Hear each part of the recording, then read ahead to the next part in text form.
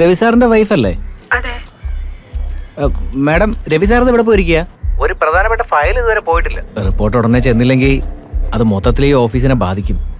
രവിയേട്ടൻ office മീറ്റിങ്ങിന് പോയിക്കോണല്ലോ. Meeting എവിടെ? തിരുവനന്തപുരത്ത്. അവിടുത്തെ ജോർജ് സാറിന്റെ കൂടെ ആണല്ലോ പോയത്.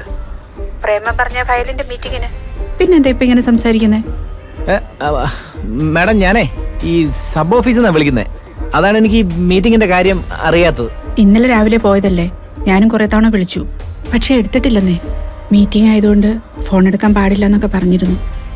പ്രേമനൊന്ന് അന്വേഷിച്ചിട്ട് എപ്പോ വരുമെന്നൊന്ന് പറയാവോ? അപ്പൊ ഇന്നലെ രാവിലെ പോയിട്ട് ഇതുവരെ ഒരു വിവരമില്ല? ഇല്ല.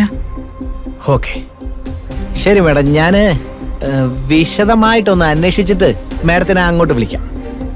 Thank you madam. ശരി. അപ്പോ ക്ലാരിറ്റിയെ കാണാനില്ല.